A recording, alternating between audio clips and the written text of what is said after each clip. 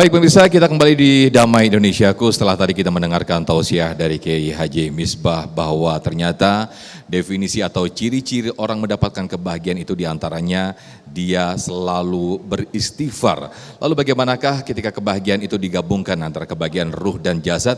Inilah yang akan disampaikan oleh guru kita Ustadz Azhari Nasution. Selamat mengikuti.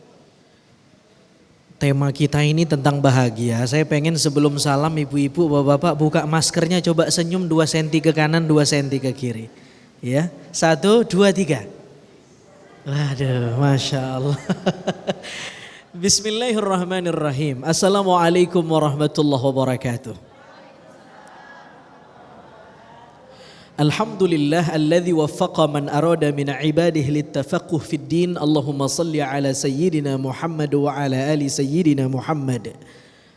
Guru kita Kiai Misbah waffaqahullah bihusni taufiqih. Mudah-mudahan sehat wal afiat. Bapak-bapak, ibu-ibu, jamaah Damai Indonesia TV One yang dimuliakan Allah Subhanahu wa taala. Apa kabar Bapak Ibu, sehat? Bahagia? Utang lunas? Bapak Ibu yang dimuliakan Allah, itu kalau orang tanya mau makan enggak, jawabannya boleh jadi iya, boleh jadi enggak. Oh, saya enggak mau makan, udah kenyang. Tapi mau bahagia tidak? Semua orang jawab iya. Karena ini pertanyaan retoris. Pertanyaan yang sesungguhnya tidak perlu lagi dipertanyakan karena jawabannya kita sudah tahu. Mesti semua manusia lintas agama, lintas suku, lintas primordial, dia pasti pengen bahagia. Gak ada yang gak pengen bahagia. Betul? Poin yang kedua yang saya pengen garis bawahi dan sama-sama kita garis bawahi.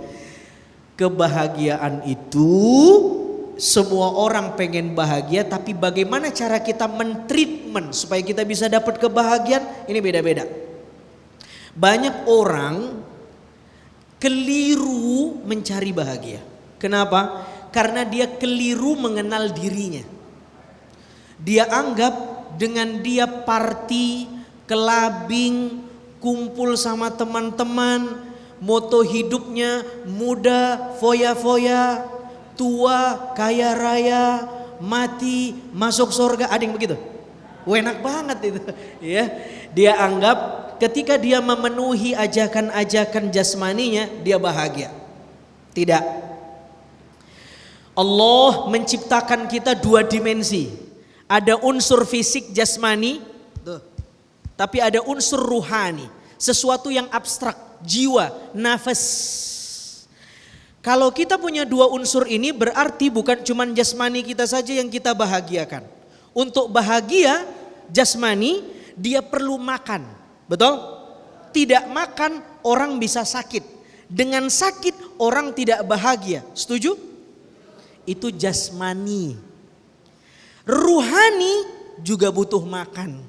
Untuk bahagia ruhani butuh asupan.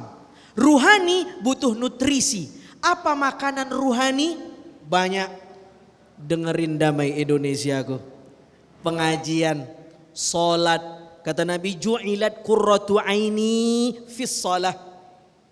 Diberikan keindahan, kesejukan di mataku di dalam sholat.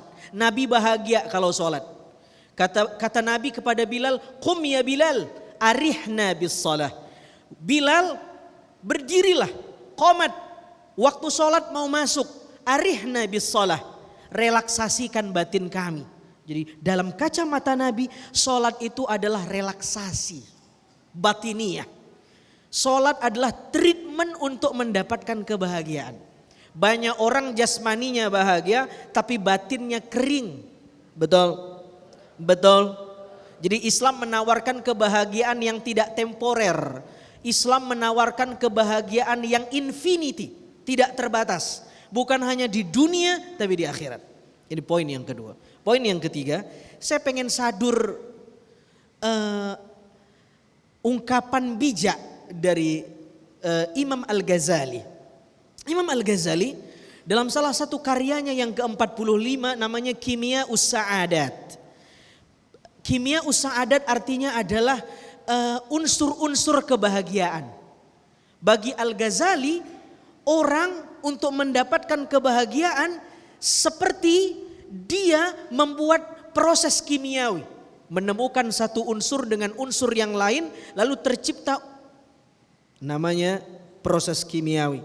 Tidak bisa kita, saya pengen bahagia, udah saya bahagia aja, nggak bisa.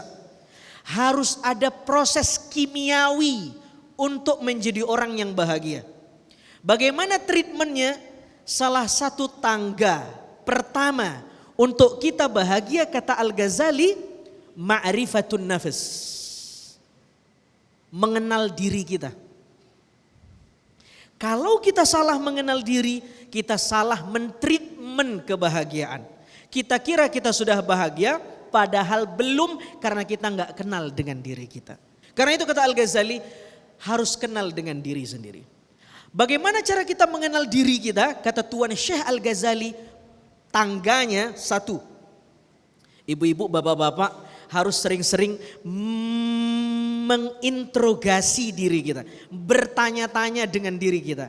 Berkontemplasi, merenungi. Ayu syai'in anta, kamu ini siapa? Ini pertanyaan pertama. Supaya kita kenal dengan diri kita. Ayu syai'in anta, kamu ini siapa? Saya Azhari Nasution. Baik. Kalau kamu Azhari Nasution, wa min aina ji'ta ila hadzal makan? Dari mana kamu ada?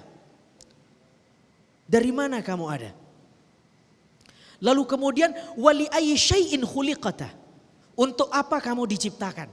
Banyak orang enggak bahagia lalu berakhir bunuh diri karena dia gagal menjawab pertanyaan nomor 3. Dia merasa dia sampah, untuk apa dia ada di bumi ini, ya udah saya bunuh diri aja. Padahal kata Al-Ghazali, dia harus menjawab wali ayyi syai'in khuliqta. Untuk apa kamu ada di bumi ini? Kamu siapa? Oke, akan kemana? Lalu kemudian untuk apa kamu ada di bumi ini? Yang keempat, wa bi ayyi syai'in sa'adatuka? Apa yang membuat kamu bahagia? Yang kelima, wa bi ayyi syai'in syaqauka? Apa yang membuat kamu enggak bahagia? Pertanyaan keempat dan kelima ini baru bisa dijawab kalau kita bisa menjawab pertanyaan yang pertama tadi. Kita akan bahas bagaimana perspektif Al-Ghazali tentang kebahagiaan setelah segmen berikut ini, insyaallah. Baik, Masya Allah, terima kasih Ustadz Azhari Nasution atas materi dan juga refleksi yang luar biasa sekali. Betapa bahagia tidak hanya wujud fisik dan materi belaka, namun lebih dari itu. Kita akan membahasnya lebih dalam lagi di segmen ketiga dan juga keempat nanti di sesi tanya jawab. Namun terlebih dahulu saya undang satu penanya untuk memberikan pertanyaan yang akan dijawab oleh guru-guru kita, insya Allah. Ada Ibu Siti Romla, silakan boleh berdiri Ibu Siti Romla untuk mengajukan pertanyaannya. Maskernya boleh diturunkan biar suaranya lebih jelas. Terima kasih. Bismillahirrahmanirrahim. Assalamualaikum warahmatullahi wabarakatuh. Waalaikumsalam warahmatullahi wabarakatuh. Saya ingin bertanya, ada orang yang taat ibadah tapi dia terlihat tidak bahagia. Apakah ada yang salah dengan konteks ibadah atau ketaatannya kepada Allah Subhanahu wa taala? Itu saja. Wabillahi taufiq. Wassalamualaikum warahmatullahi wabarakatuh. Waalaikumsalam, Masya Allah, menarik sekali pertanyaannya dan nanti insya Allah akan dijawab oleh guru-guru kita. Usai jeda tetaplah di Damai Indonesiaku, kami akan kembali.